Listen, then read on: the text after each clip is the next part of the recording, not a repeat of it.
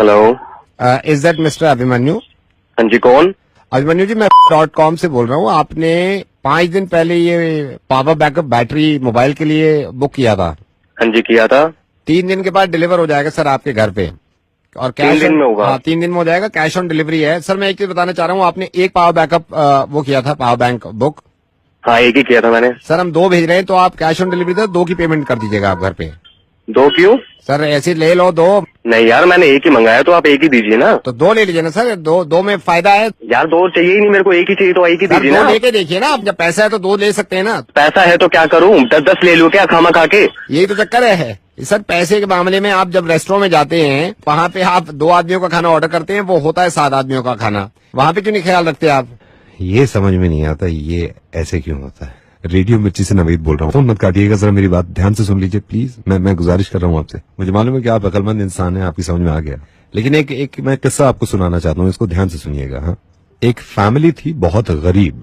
इस फैमिली में 4 लोग थे, हस्बैंड, वाइफ और इनके 2 बच्चे, एक लड़का और एक लड़की। बच्चों की उम्र 4 से 6 साल थी। 4 साल का लड़का था और 6 साल की लड़की थी। इनके बाप की तबीयत खराब रहती थी, तो पैसा कमा नहीं सकते थे। ऊपर वाले का कुछ ऐसा करना हुआ कि हस्बैंड की डेथ हो गई। अब इस फैमिली में बचे 3 लोग, माँ और उसके 2 बच्चे। जब हस्बैंड की डेथ हुई तो इनके पड़ोसियों ने मिलकर खाना किया और इनके यहाँ खाना भेजा।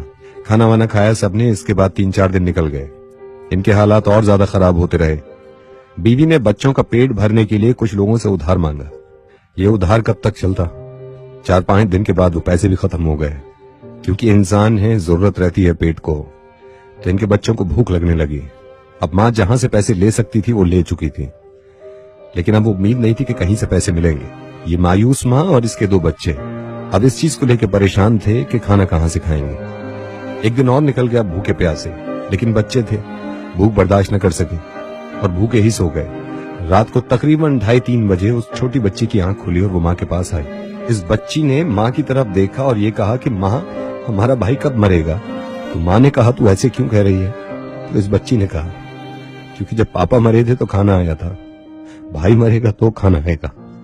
ये सुनने के बाद इसको कलेजे से लगा लिया। अभिमन्यु,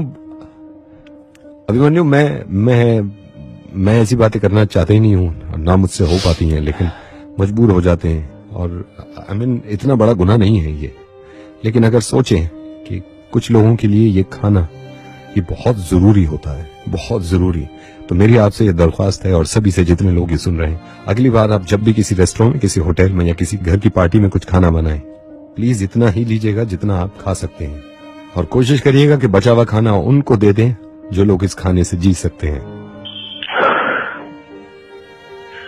यार मैं आपको बता रहा हूँ, चाहे मैं आप मर जाऊँ, लेकिन इस चीज का पक्का ख्याल रखूंगा। प्लीज ख्याल रखिएगा, प्लीज ख्याल रखिएगा।